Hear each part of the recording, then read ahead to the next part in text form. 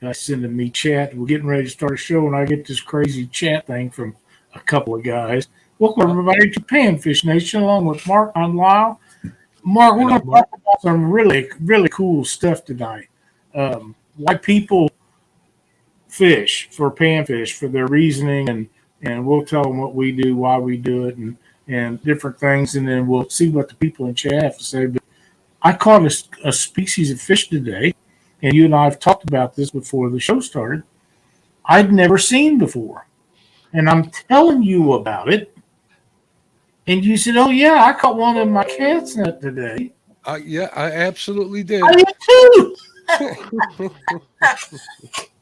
It's a really cool looking thing. I really thought that it was a baby muskie when I caught it. And I took a picture of it and sent it to our buddy James because I was getting bait for tomorrow because I'm going out pre-fishing for tournament. And I get this thing and he says, it's a log perch. Hell, I didn't know. I had never heard of a log perch. But that's exactly what it is. And it's a great, beautiful fish. And I didn't see them because I was throwing a cast net most of the day. And Cindy said it was all over where we was at. She seen a whole bunch of them just swimming around underneath the dock we was fishing on. Yeah, I don't believe they get much bigger than the one you actually caught does. It was pretty good size, but I don't think so either. They look like little tiny baby perch almost. Yeah, they're beautiful fish. But like I say, it was a new species for me, and I was all excited about it. And I sent the picture to a few other guys to see. I said to you, yeah, I caught one of them today too. I caught one of them today too. I catch them every now and then, not too often. Only when I'm right up against the dam looking for bait fish and stuff. Well, they're cool looking, and I enjoyed it. And I gotta tell you, Mark, we was out today. We'll get to announcing everybody here in chat in just a second. We went out today looking for fish for bait for an upcoming tournament we have coming up this weekend with Fields to Water show. And I throw the cast net most of the time and done a little fly fishing. That Cindy she had her worms out and she was on in bluegill. So we got live bait and we got bait on ice. And I'm not a chicken person, although I did have chicken for dinner. There's Cajun and fettuccine. You had chicken for dinner? You don't like chicken. I know like chicken, but this Cajun chicken and that fettuccine was really good. Yeah, but I might take a hot dog tomorrow and show everybody how you catch fish. So hot dogs are better bait than chicken is anyhow.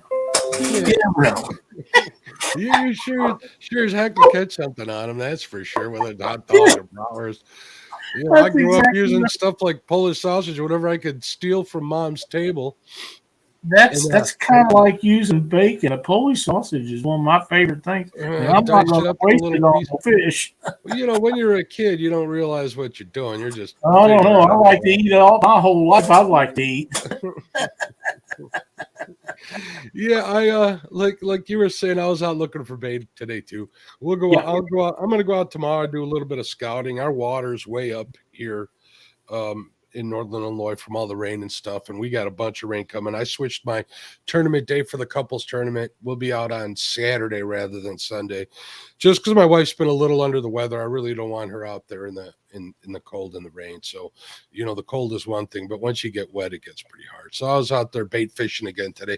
Not bait fishing, throwing a cast nest. I got a bunch of tiny shad, which will be good for channel cats. And I got a ton of those. I got some suckers. I got that like 2 of those log perch, I think. And I got a couple of those. I don't remember how many. And one big daddy shad that I'm going to cut up into pieces.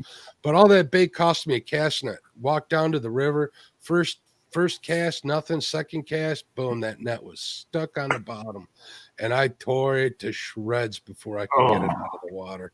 Ended up hopping in the truck, going over to Walmart, and when I'm throwing them off the bank, I'm using the cheap 4-footers. You get at Walmart. They're what? I think I paid like $28, $29 or something like that. Yeah. Picked up a second one, made that 1 mile walk again, got down there, and I got on that bait. So yeah, I ain't walking. Yeah. I had hold of a couple of tree branches off where I was at is on Stockton Lake, and the water is really, really low there. I don't think I've ever seen it so low. And the docks that we used to boat back into fish around, you can't get your boat in. It's that low. But that's why they've shad back in there. And the structure that them bluegill stay on is exposed. A lot of it is, and some of it's not. I kept getting into that with my cast net, but luckily, I took an old one. Luckily, I didn't get anything that tore the net because usually I'll hang up on that or a rock, and I get antsy and can't stand it. Next thing you know, I'm pulling real hard and it's gone. There's not a net left fixed. I try to ease it out, by giving it some slow tugs and kind of trying to break, and nothing. I don't think I've ever gotten one stuck so bad in my life. Yeah. Cindy and I was up on Truman one years ago, and I had a brand new cast net, it's a big 8-footer, and I didn't have so much shoulder problems in those days. And I throwed that the very first throw. I threw it right on the top of a tree that was underneath the water. And I didn't even get the lead line back. I broke mine. All the rails I broke today, so all I got back was the cord. That's it. Oh. That's how stuck that sucker was. It was horrible. I even thought about dropping trow and going in there after the darn thing, but I kind of talked myself out of that. I got you. There is no fixing that. That's for sure. Yeah, we got a bunch in chat now. You want to say hello to everybody? Absolutely, everybody. How you doing? Annette's Catfishing's in here. There's Big Skip. Chucky, what's up, sir? How you doing? There's Cotton Pickin' Fishing. How you doing, Stephanie? There's Freddie over at FOA Customs and Gear. There's channel supporter and member Fishing Freedom. What's going on, Mr. Cluck? D is also a channel supporter. How you doing, D? Greg Burgess in the house. There's Guerrero Bagre. He just caught a little 4-pound flathead. He was bait fishing with his daughter, I think, or with his son. That was a cool little video he put out. Lance McCougai, what's up, Lance? How you doing? There's Curtis, Quiet Man Curtis. How you doing? Ray Smith, channel supporter. Thank you for your support. And there's Josh, the Weekend Angler. What's going on, Josh? How you doing? That's everybody in chat. If we see you come in, if we see somebody come in afterwards, we'll holler them out during the show, won't we, Lyle? Absolutely. And if we don't, be understanding because we do miss some people from time to time. And it's not that we're doing it on purpose. Sometimes it just gets to rolling. We're talking about other things, and the next thing you know, it's gone. And I didn't forget about it. Mark you.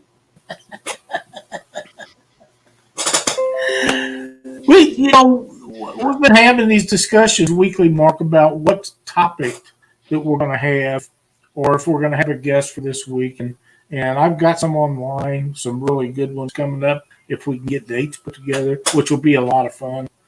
Some fly tying guys, some of them you may or may not have heard of. I've been talking with Koa to get him back on here or on Catfish Weekly, whichever one he wants to do.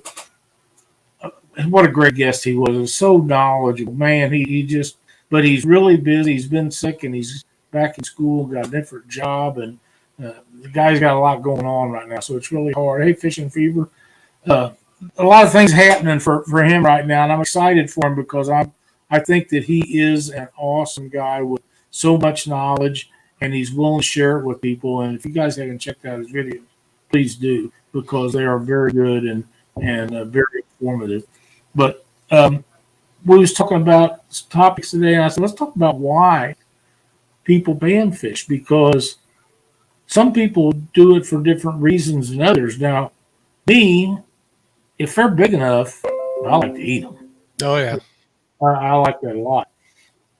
But a lot of times we're using for bait, as today. And the other thing is, I just like catching the little suckers. Yeah, all right. Let's take a step back, and we're going to start out with the people catching them to eat. They're definitely good. Everything from bluegill to obviously crappie. Oh yeah. Perch. Oh my goodness, that's some good eating right there. That's what I keep. They're relatively easy to catch. They're abundant. You can cook them a bunch of ways. I'll make everything from I'll do crappie on the half shell once in a while on the grill, which means just leaving the skin on them, deboning them, scaling them, leave the skin on them, and cook them just like that. They're probably as moist a crappie you're ever going to have. To cook and bluegill hold, Xing them up, getting some like Asian or some sort of spicy breading, or even just a spice on them and cooking them whole in oil, filleting them, making nuggets, putting them on tacos, on tostadas, the whole deal. There's so many ways you can do it, and they're abundant. They're everywhere you go. You can go almost any body of water in the United States and get on some bluegill. That's right. So if you ever want to have yourself a self-caught fish meal, that's probably the best probability of getting one is by doing that. I don't care what anybody says. So yeah, I agree. And man, I'm telling you, a mess of 8-inch bluegill, hard to beat. a mess. You get 4 of them, and you got yourself a real good meal. You got a belly full of fish. I don't care what anybody says. Yeah, they're very tasty, and A little bit of potato salad or coleslaw you pick up on the way home from the lake. there's no such thing as a little bit of potato salad. You eat the whole bowl, or you leave it alone.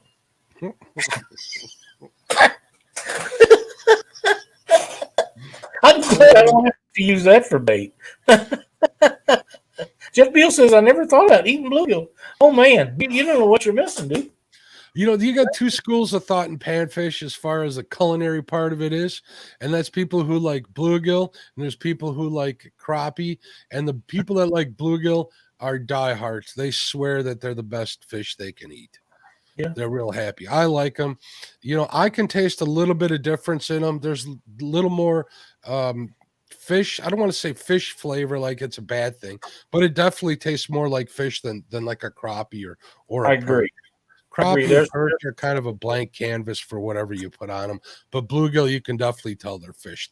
That being said, Lyle, my wife is picky. I've talked to you about this before. She's super picky. I got you, man. And I've snuck in a couple of bluegills because she loves crappie, and she wasn't able to tell. Now, hopefully she didn't hear me say that. I hope not, too. You got to be in a boat with her this weekend. I'm not talking about a fish fry, Danny. I'm talking about just taking yourself home something and sitting down. And not that I know anything about this, but eating like a normal human being, because I do. Me either.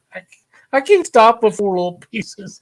I'm like, Davey, that ain't going to cut it.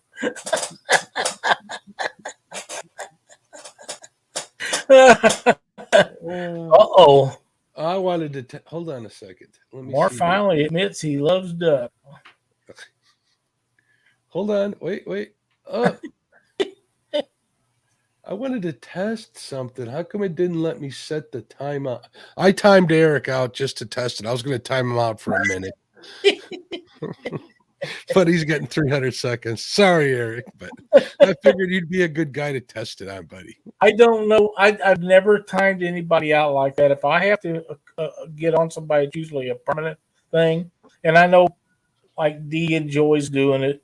There's some people that just enjoy doing that, and that's wonderful. This new deal with StreamYard is I would encourage people to think very cautiously about using any extended period of time. These shows are supposed to be fun for everybody, and they allow you to time them out for 24 hours. I think that's very excessive for anyone. A few minutes in good fun would be one thing, but to knock them out where they can't comment in the show anytime, I think that's a little harsh.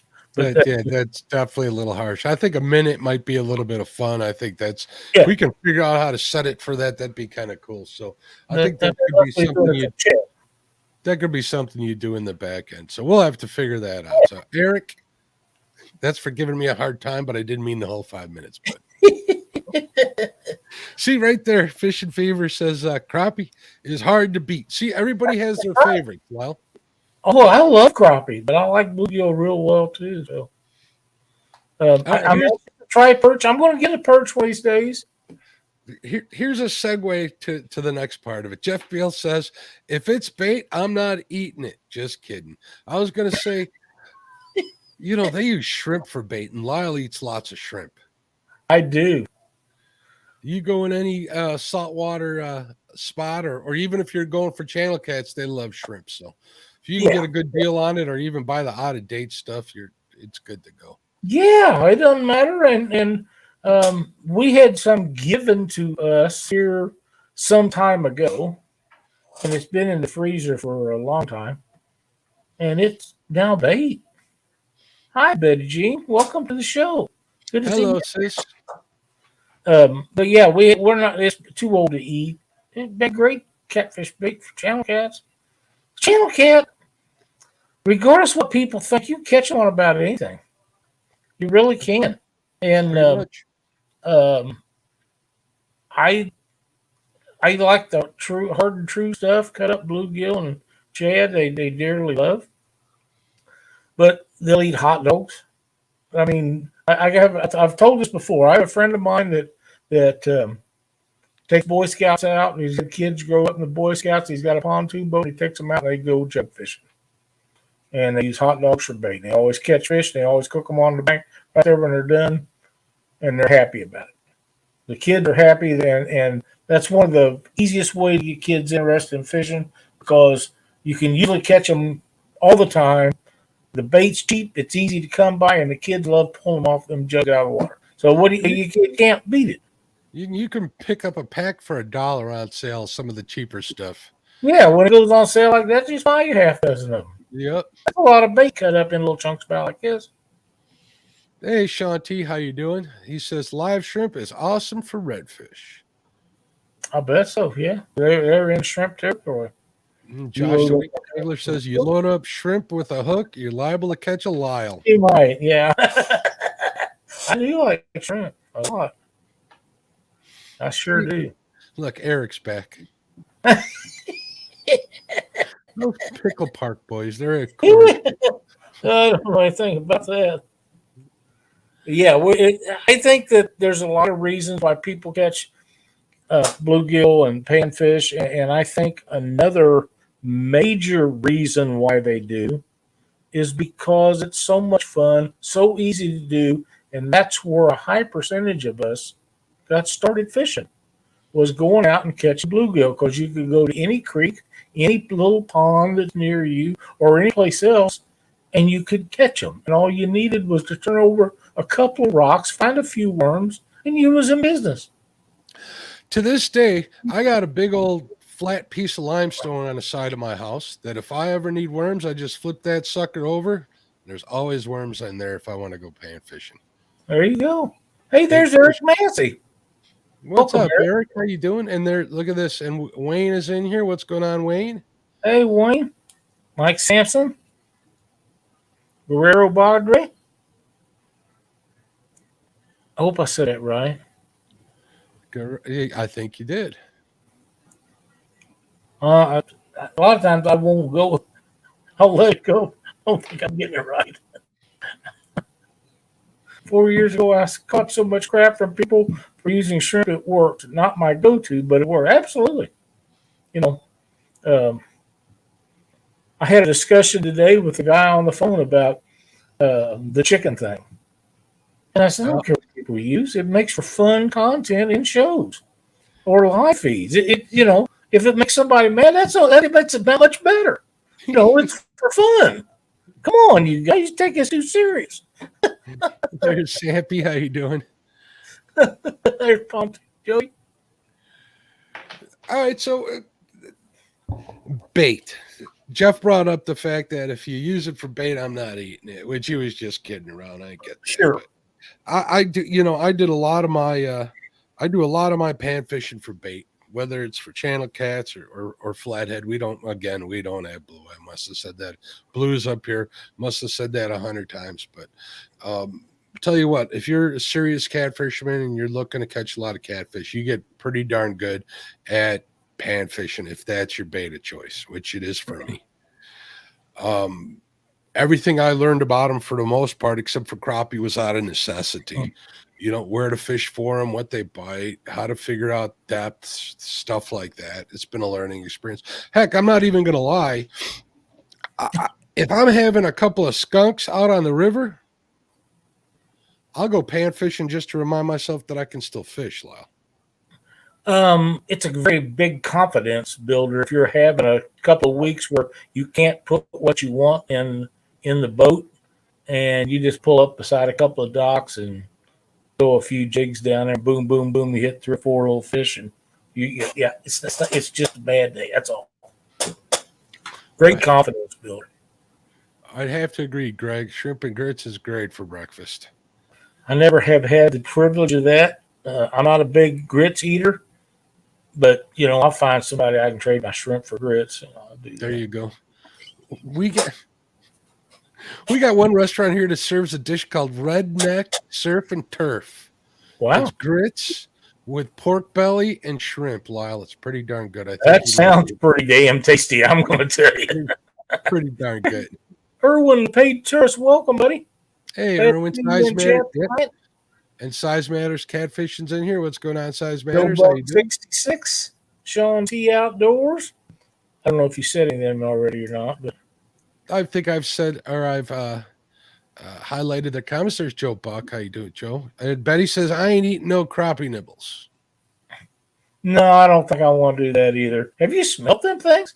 Yeah, they smell pretty bad. They look like marshmallows, but I bet you they don't taste like them. I'll tell you something else. Them little things you sent me, them little, what the hell are they? They look like little fishies.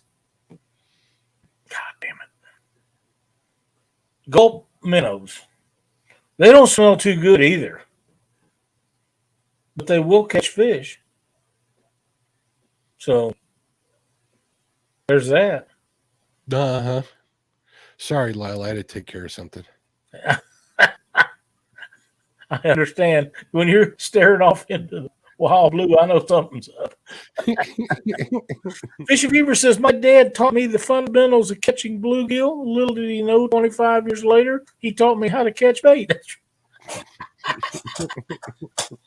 That's exactly right. Never was a catfish guy. Well, everybody's not. And that's why we have bluegill and crappie and yellow perch and walleye and stuff like that. Everybody's not a catfish guy. Everybody's not a bluegill guy. I dearly love to eat crappie. And even though I can't use them for bait, if it was legal to use them for bait, I don't think I could do that if it was legal size to keep. I would have to keep it to eat it. I'm just that way. I've used heads before after I filleted them, the leftovers and stuff, and that seems to work. But yeah, it seems to be like an awful waste to do that. I mean, if you catch some little ones that aren't worth cleaning or cooking, then I can definitely see that if it's legal in your area. If you're like in Missouri, we have laws that you got to throw them little ones back. So I'm not going to keep any of them that get me in trouble. Well, it's technically, you can use any fish here as long as there isn't a size or a creel limit. So you're only using them in spots where you can keep whichever ones you want with obviously with no size or number limits. So yeah, for sure. And there's people that argue that you can still use them as long as you can prove that it's within the size and creel limit, which I don't feel like arguing. So I got you. Kevin from Palmetto Cats. Welcome to Panfish Nation. Glad to see you in here. What's going on, Kevin? How you doing? Eric Massey says, if it was legal to use crappie as bait, I'm in Missouri, I'd use them. I understand they catch a lot of fish. I've not ever tried one. I'd like to, but it's not. I'd have to go to a state to do that. I can't afford a ticket anymore.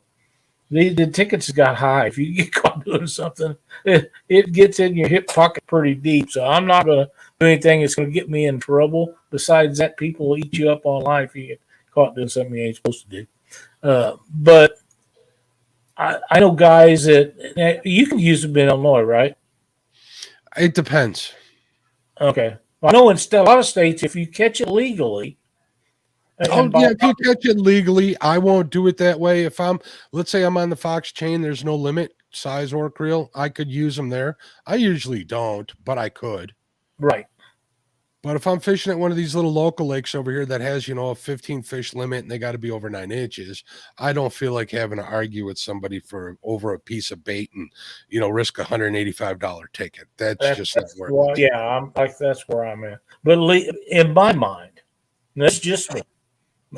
In my mind, if you catch that fish legally, you should be able to do whatever you want with it, as long as you don't do something that's breaking the law or being mean to wildlife or something like that. I mean, Right. If you humanely dispose of it and use it for bait, it's your fish. You should be able to do what you want with it. And Eric says he's never tried, but he's been tempted. I've been tempted many times, but I just can't take the chance on getting caught, and I'd be disappointed if I tried it and didn't catch anything on one. You know what I mean? Yeah. Because then I wouldn't have got to eat it either. Well, if it's still on the hook, you can still reel it in and throw it in the bucket and take it home with you. I'm not that proud. I'll use it. I don't care. Richard Beaver says, I've used crappie plenty, but when I do, it's difficult. Putting a perfectly good sandwich on a hook and then throw it in the river. That's hard to do. That would be hard to do. So maybe we can ask the people in chat, see what are some of the reasons, what are some of the reasons, whether it's bait or food or nostalgia or just a passion for the sport. Let us know why you panfish. I think a lot of highlight those. I think a lot of them will tell us that the passion for catching them, because they're so much fun to catch. They're an easy target. Great way to get kids interested in fishing. That should mean something for sure. Hey, there's Chrissy Brown. Hi, Chrissy. Chrissy says using crappie is like using bacon. You just don't. I'm with you, kid. Curtis called her Aunt Chrissy. What's up with that? That's kind of cool. I'm sure Mr. Chrissy is in bed. Well, also another thing, it's just another level to the sport of fishing for me. I mean, we just talked, I just picked up, 50 pounds of lead, got a lead pot. I'm going to start pouring jigs. Panfish usually where it all starts, definitely. I agree. And that's just something else to expand the hobby. It's giving me a reason to do all that. I mean, granted, I could be pouring lead weights for catfishing and stuff, but there's a little difference between lead weights and jigs, and whether it's going to be, just your standard jigs or ones with keepers or even Ned rigs, walleye rigs, stuff like that. It's like never ending. Pouring my own jigs for hand ties and stuff. There's another step. I mean, I still mean to get out there and try fly fishing. It's just widens the possibilities of enjoying the sport. Definitely. Yes. If you ask me. Anybody who quits fishing for panfish is losing out, because there's so many levels. It's so much more than just putting a little piece of worm on a hook and throwing it out there and thinking it's going to happen. You keep doing that, you might get lucky once in a while, but you're not going to get into big schools. Find the good bait spots, find the good spots to get, panfish for dinner and, for you and your family, things like that. So I agree. Eric says, as a kid, crooked on a hook, split shot bobber, it was cheap and tons of fun. Absolutely. And crickets are great bait for all kinds of fish. I use them to catch bluegill and sunnies and all kinds of panfish. They also will work on moon eye and gold eye and any kind of fish like that you use for bait for catfishing. So the problem I have, unless Eric knows a place around here that's got them, the guy outside of town won't keep them in his store because they smell. Pet store, Lyle. What about the minnows? Don't they stink? I know they do. Go to the pet store. They got to feed lizards there. They're probably cheaper than you could get them at a bait shop, anyways. Probably so. I forget about it when I go to Springfield. Usually we're on a mission. Springfield's got so big, since we originally come down here. And I forget to go to the pet stores. And if I do, then we got 2 dogs, and one of them or both of them will surely need something, But if I remember, I'll go in there and get some of them because, man, it's hard to beat live bait. I don't care if you're pan fishing or fishing for something else. Live bait just works. I mean, it just does. And, Eric says as a kid, if you have kids and you want, and you love the sport, you want to get them involved, you want them to tag along with you. The best way to get them excited about it is for them to catch fish. And I don't care what anybody says. The easiest way to do that is by getting them a little Snoopy rod or Doc Demon and getting them on some panfish. They're definitely going to get hooked by doing that. They'll get excited for sure. You're talking about the little key fishing rods. Yep, the little ones like you made for James.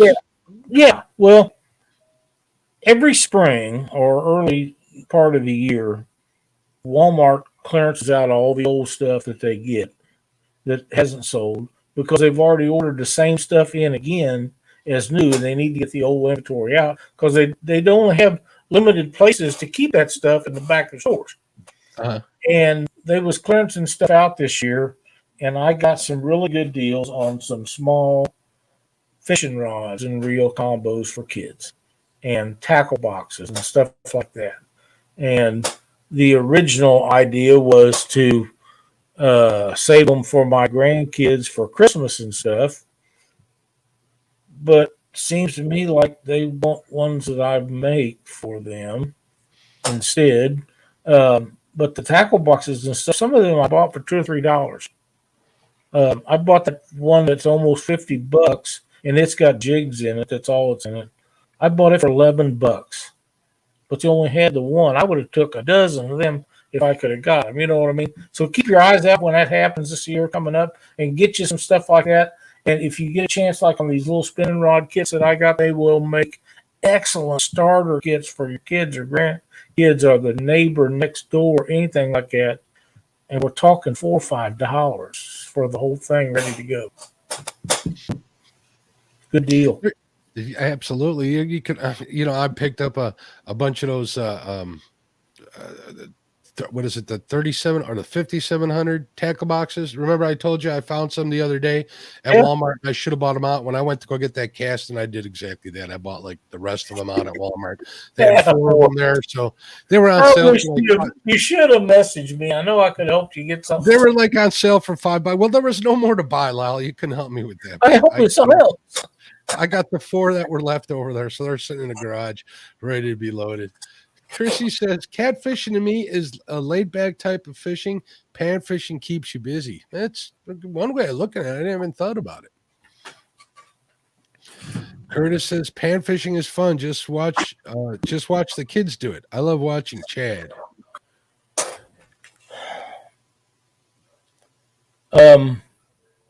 Last year, Bass Pro went to selling these. Are their own kind. They had them in 36, 3700, and I forgot the great big sizes. They was 5 for $10. They had stacks of them. Stacks of them. They had a table full of them and stacks of them behind it and cases after that. And I bought a few of these because I didn't know if I'd like them or not. Hell, they're made by Plano. Yeah. So it made maybe not up to Plano's specs. They're too cheap. Now they're like $4 a piece. We're still not. I think they went on clearance when Plano was working them out because Plano did a bunch of new designs and stuff. So you know how they do it. They always got to keep people interested and to keep them buying things multiple times. So they change them a little bit and charge you again. If this stuff comes up again, I'll buy tons of them. I'll probably buy a case of each size. Guerrero's talking about crickets, I believe. He says they have a strong ammonia smell. Yeah, they stink. I got that. Josh says only place here to buy crickets is a pet store. The ones they sell are tiny and expensive. Oh, I guess they aren't cheap. Well, there's Northeast Missouri Angler. How you doing, bud? Hey, man, glad to have you in here. Been a while since we had you on a show. Kind of like Eric. I got to get Eric on here. We're going to work it out and get Eric back on here. It's always a blast to have those guys on here. 100%. They're all fun. He says red rubber band is what I use a lot catching bait. I don't know what that means. I don't either. Red rubber band. Yep. And Wayne says he uses Hoskas hookers. He used to be a fly tyer. I think he still might tie some. I could be wrong. Probably. Yeah, Northeast Missouri Angler says he can't fish. His boat's not done, and I've been following his progress. He's been doing videos. He's redoing his boat, and man, it's going to be nice when he's done. It really is. I enjoy watching those guys do that. I should have done the video of the one that I had when I replaced the flotation in my boat, but it was so hard for me to get that done, and I had zero help basically. And it's hard to videotape that when you're getting mad and aggravated. Things go right, cussing and carrying on. Yeah, I've been watching you guys, but I've been watching a lot of boat refab videos and stuff on YouTube as of late. So cool. Like one channel, Born Again Boating. He's a good guy. And there's a channel that Josh set me up with for Send It something or other. The guy does like John Boats and stuff. That's cool. And I've been watching John Boat. What's the name of that? John Boat something or other. Yeah, Send It. Send It. Jeff says he's going out to the ocean. He's looking to catch a blowfish. That might be considered a panfish of the ocean. Might be. Look at this. Northeast Missouri Angler says fishing a tourney this weekend will be in Dad's new Pro Cat. Congratulations to your dad. Pretty nice. Hell yeah. Heck yeah. Hey, there's Steve Mosley. Welcome, buddy. But yeah, for a new Pro Cat, that'd be cool. Send It John Boats. Yep, great channel. I've watched a lot of his stuff over the last couple of years. There's a few more of them that do repairs, and I'm trying to think of his name. We've had him on Catfish Weekly a couple of times, maybe on here. Built his own boat here a while back. It's Stu. Stu. And Stu's building another boat. I saw that.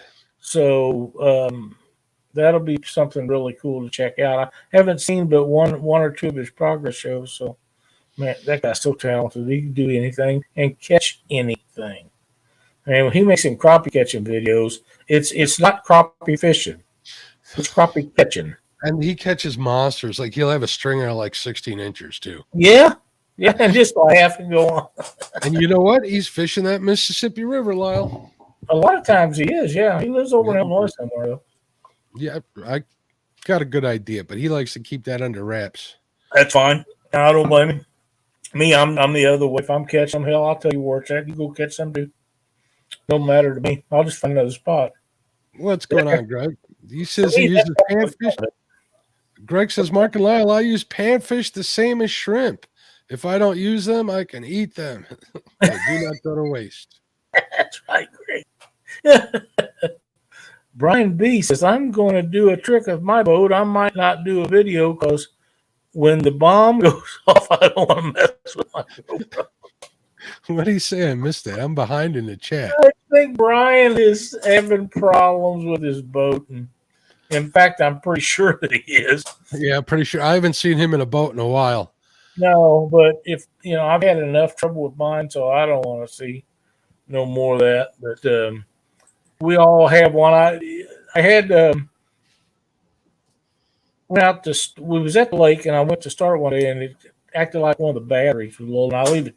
My battery chargers just maintain. They stay plugged in all the time. I thought that was a little strange. I told Cindy then. I said, when we get home, remind me I need to check this battery, see if it's any good. And it went on a couple of weeks, and I never had checked it. The other day, she says, you better check that battery in case it's bad. So I go out there and take the battery tester. Sure enough, it doesn't show bad, but it shows weak. Well, that's as good as bad in my book because it only has to strand you out on the water once. So I just went and got a new battery and put it in, and we'll be testing it out in the morning. Was that your trolling motor battery that was going bad? No, it Oh, it was was the starter mode. battery. Okay. Now I know you picked up that Altera. If you get a bad cell on a battery, it'll start acting up. That'll tell you too. The only way to find out if that is get a load tester, which you probably know more I about. do. I've got one of those. There you go. You're all set. And I was able, when I had those issues, I was able to go over to what was it, AutoZone, and they loaned me one for a couple hours, and I was able to find out that indeed my batteries were fine. So Good deal. Good deal. Northeast Missouri Angler says you will not believe what gets under the floor in a boat. Yes, I would. I just pulled the floor out of mine, so I know what you're talking about. Dan Thompson, channel supporter, what's going on? Dan, welcome. Yeah, when you pull a floor up that's been in there for over 20 years, went through 2 or 3 owners, and their kids and your kids and everything that goes along with that, you pull that up, you will be shocked at what you find under that floor. Oh, 200 pounds of mud. Wow. Yeah, I didn't have that. But you fish a river a lot more than I do anymore. The problem I had was there was so much foam in it, it couldn't get to those channels because they filled up with foam. They didn't leave it where it would drain. So the foam just absorbed every bit of water. And I bet I got rid of 600 or 800 pounds of water. I remember you sending us pictures of that stuff. It's like crazy, wasn't it? Yeah, it looked like a lot of work. Yeah, the floor had been in it for 24 years. Yeah, that's about 4 years longer than mine. Mine was in there for about 20. It was unbelievable. That's a heck of a job to do. The end result, it's worth it, but a guy should have somebody to help him do that. Nobody should get as mad as I did drilling rivets out. You know, Lyle, I offered to help you pick out a new boat. I know you did. Okay. I know you did, but no.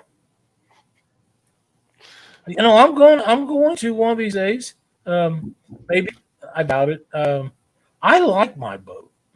The only thing I wish is that when they made it, they made a 21 foot and an 18 foot, and I wish the guy that bought it new had bought the 21. Then I would have a 21 instead of an 18. You can't replace room. Actually, our boat's big enough for 2 people. But when we take somebody with us, it's just a little bit more comfortable in a little bit bigger boat.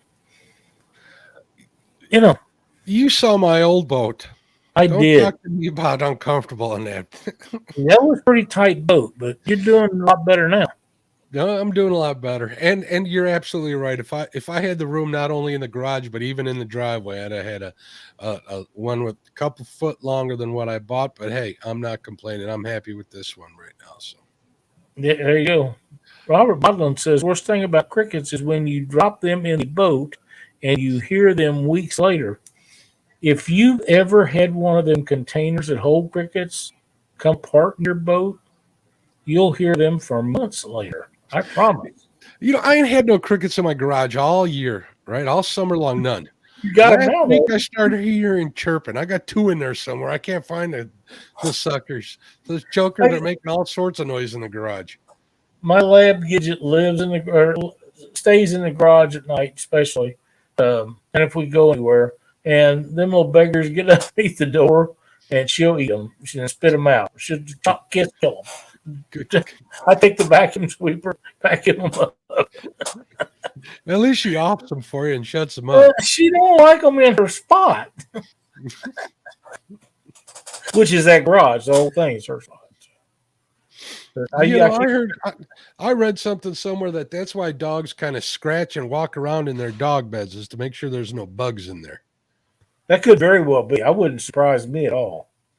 I find dead spiders out there once in a while, and I don't know that she puts them in her mouth. I think she just beats them with them. Her paws are this big around.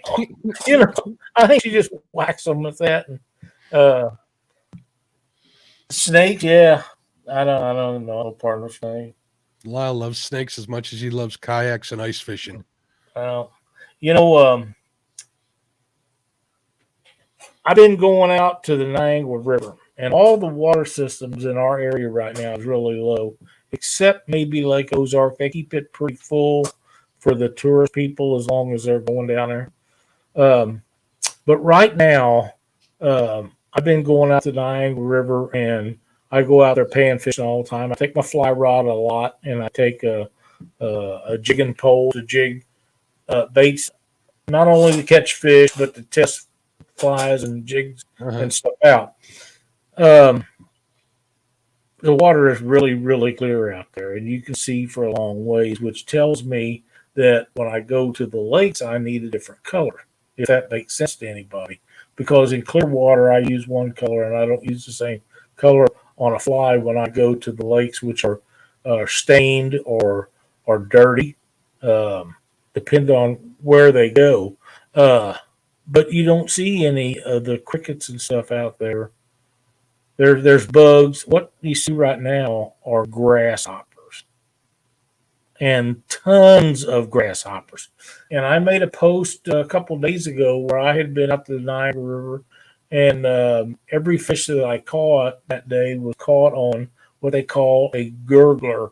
A gurgler is a fly that you tie, and it has a foam-backed body, which lets it float up on top of the water. And I put the little legs out on it to where it can just create vibration-looking things on it. I caught all them fish that day, and I caught them on one. I tried a green one, and I tried a yellow one. And I caught one on the yellow. I think the rest of them was caught on the green. And I just took once I made the body, it was solid green. It looked kind of bland. And I took a black Sharpie and just put dots all over. Just completely changed the appearance of that fly. And they loved it. And I caught some on it yesterday again. In fact, that was the only one that I did catch anything on yesterday. So that's a top water. I would call it a top water fly. It's not a popper, but it does just move the water in front of it if you snap your thing a little bit. It's something, if you haven't made any of those, you need to make some of those up or get you some. It is a hot item right now on a fly rod if you're looking to catch bluegill and stuff like that. I caught some really nice long-eared sunfish and a couple of greenies the other day, so they're working. Is that the fish that you posted the picture of, the long-ear? Is that what that was? Yes. Okay. I didn't post that. Oh, yeah, I guess I did too. Yeah, that was a long-eared. Josh says, must not make comment. I saw that. I must have said something I shouldn't have. No, you said something that could have been taken a different way. Well, a lot of things in fishing are like that, and I think people do name them that on purpose. Yeah, Josh is kind of an instigator. We could call him that, the weekend angler instigator. I think that's Aaron's nickname, but we could figure one out. Just call him Trouble. Bad enough if the leak with it all the crap I have in it will go straight to the bottom. Yeah.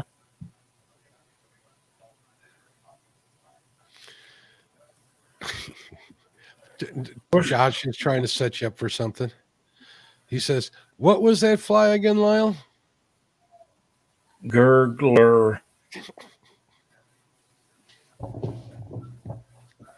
You know what I'm talking about, Josh. I showed you. You penis. Wait, what?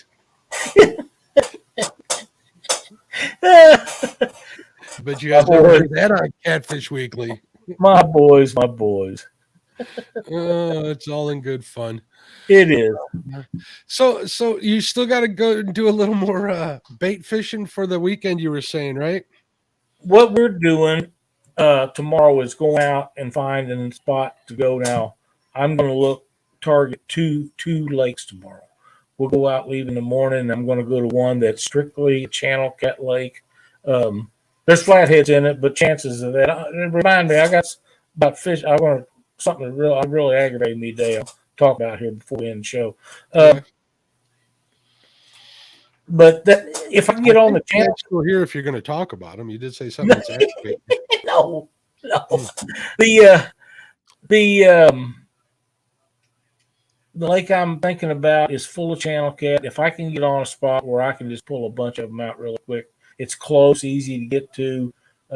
It's not terribly low. They're all low, but it's not terribly low. And I might try to run over there and catch a bunch of those. If I can get on them tomorrow, that'll be a serious contender for Sunday's tournament.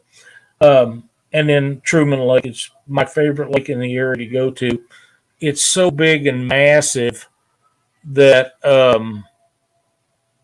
you have to find out the spot you're going to fish and target that area, which I'm pretty sure where I would want to go, and that way I can drift the flats up there. But then it'll be blue cat and channel cats because let's face it, I've never caught but one or two flatheads in tournaments all the years I fished tournaments.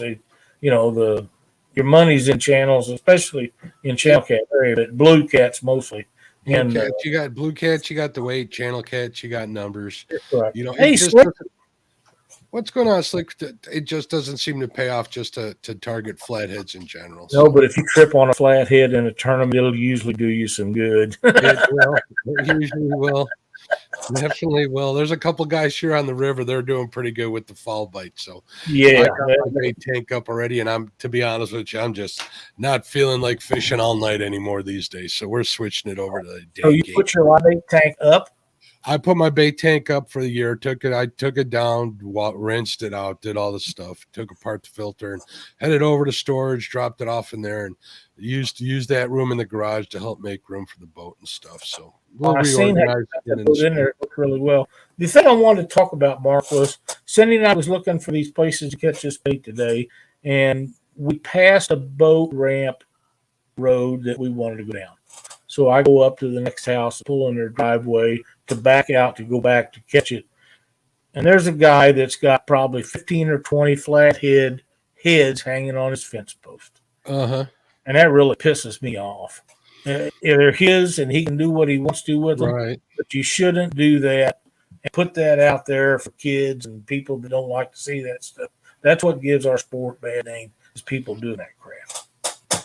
I would definitely if someone I knew was doing that, I would definitely say that is that the smartest thing to do, But if you really want to do that, put it inside your shop on the backyard. It doesn't need to be facing. To start with, no people I know that do that are guys that run trot lines and stuff. Yeah. And it's legal. There's nothing you can do about it. But there should be something against putting them on your fence post like that to make you look like a moron. I mean, that's just ridiculous. I agree. People do all sorts of mess. What's that? Yeah. How often do you see people, wasting fish though too? That's even worse. That breaks my heart even more. Oh yeah, I'll say something about that. Yeah, definitely. I've got into it with a couple guys. They'll be at the boat ramp and they got a cooler full of channel cats, and you want it. We're just going to get rid of it. It's like,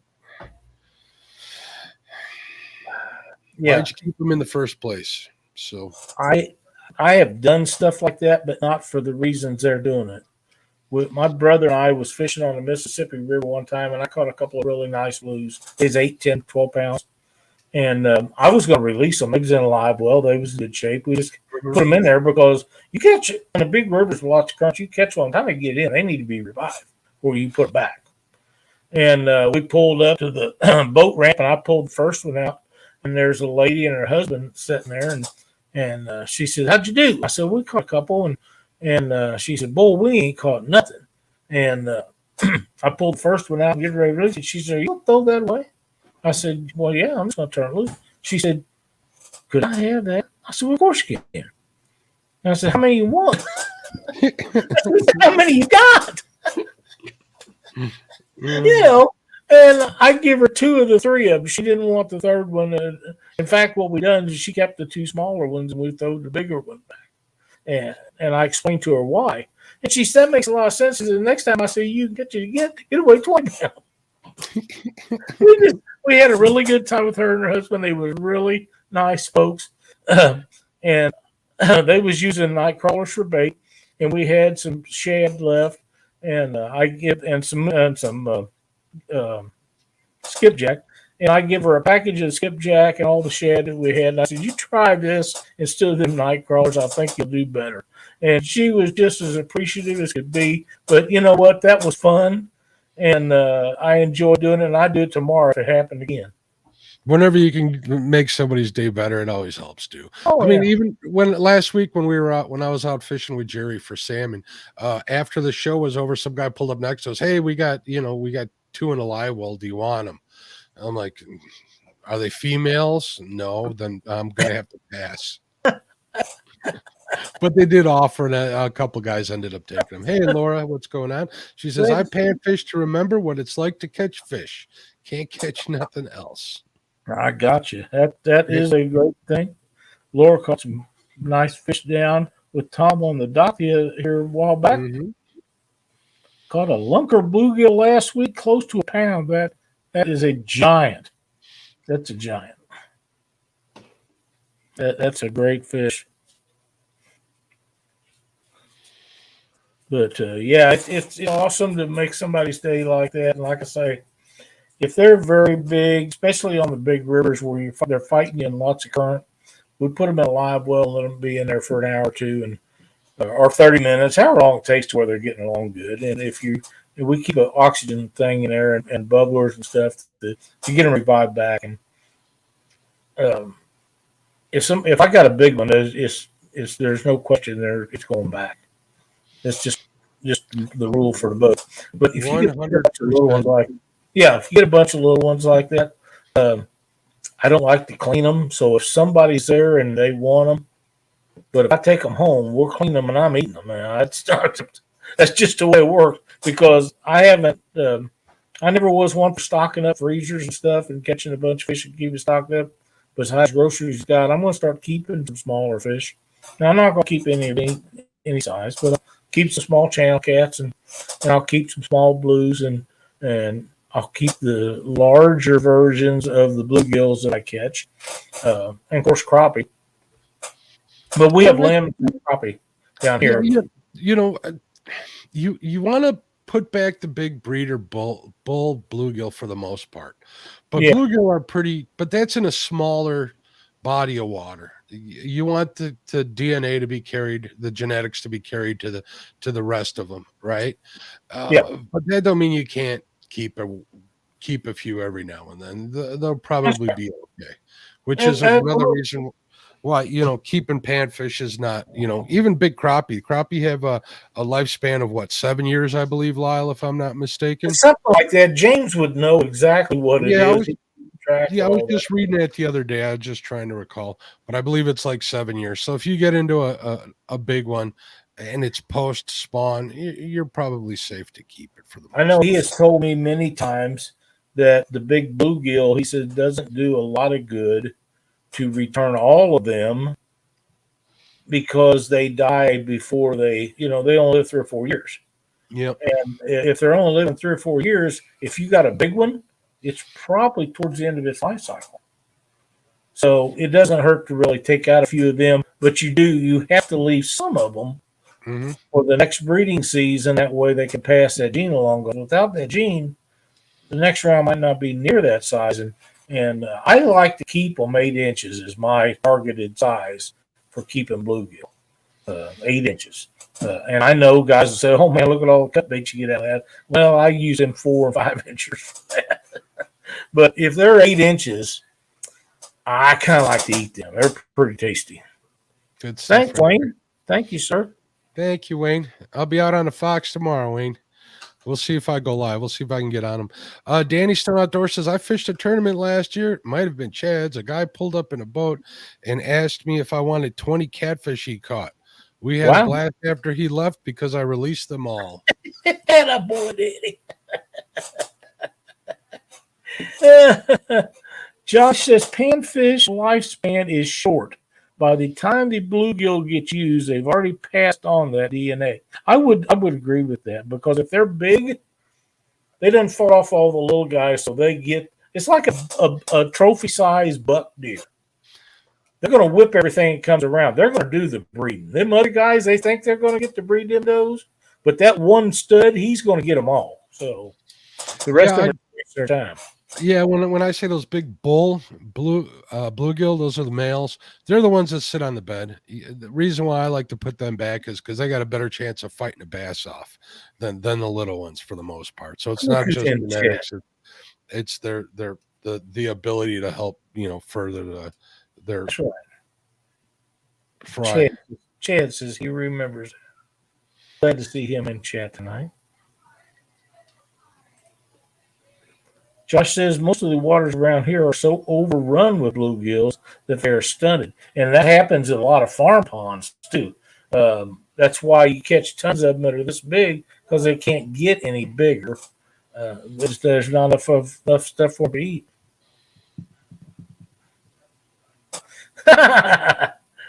He says it's kind of like a 900-pound gorilla. Where does he sit? Anywhere he wants to. That's right. Mm-hmm. That's right. Oh, Brian's saying hello to Chad. He's blowing Chad a kiss. What is up with that? Ooh. I'm going to leave that alone. Me too. By the way, I know my Cardinals are having a terrible year, but Adam Wainwright won his 200th game the other night. That is a hell of a milestone for any ball player in the world. And I've been seeing a lot of people post stuff about Johnny Bench and some of them guys. I'm a fan of the sport of baseball. I don't care what team it is. Nolan Ryan's one of my favorite all-time players. Nobody pitched like him except Bob Gibson. Keep sending me that stuff. I love it. It's awesome. Don't stay out of the big shop affairs. yeah, you know that ain't gonna happen.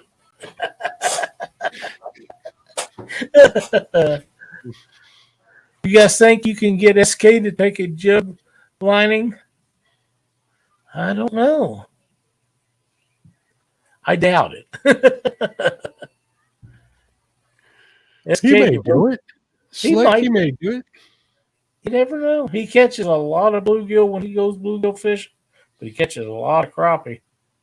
And I think where he's at, I'm not sure, but I think he can use crappie for bait.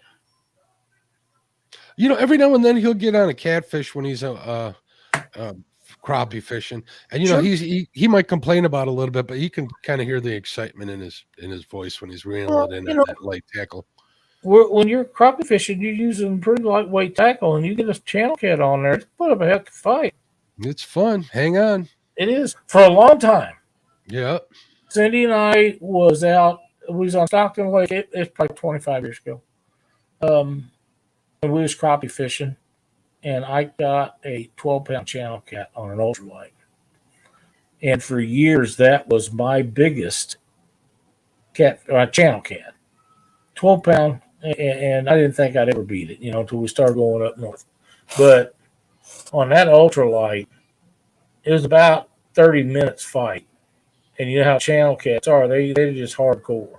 And that was a very memorable catch for me, and I'll never forget it.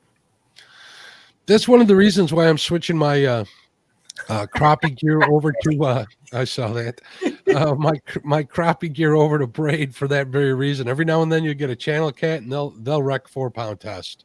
Oh, absolutely, yeah. And I have some of my ultralight stuff and light stuff that's got 4-pound mono on it, and for what I'm doing with it, it works just fine. But my serious panfish stuff has 10-pound mono, which has the diameter of 2 pound. I dearly love it. I can't use it for bait. Okay. I've been looking forward to some new videos, Slick. Hope you got some coming. Watching a lot. Josh, Freddie just said the quiet part out loud, admitted Brian is the brains of the bait shop. Oh, my. Uh-oh, we got baseball question. Trivia for a while. I watched that game. Randy Johnson, I believe. It was I think it was played in Phoenix, and I think Randy Johnson did that.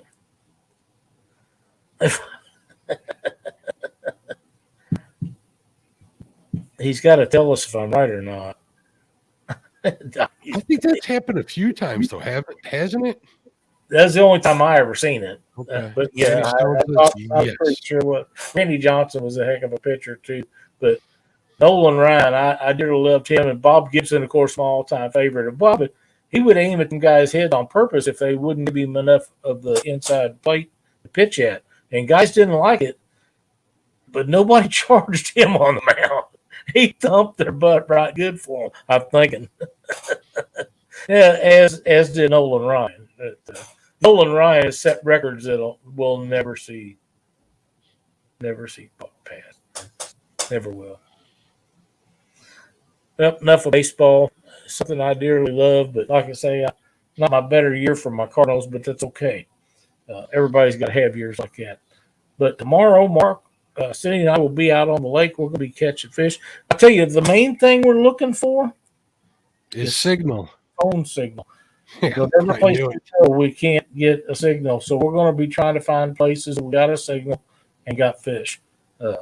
Getting the fish has never really been the issue, but getting a signal has. And then when we find signal, we usually can't catch very many fish. So we've got till Sunday to make that happen, and that's what we're going to be doing. Shut it, Chad, or I will lock you out of your account. How's that work? That sounds like something Chad and Josh would do to me.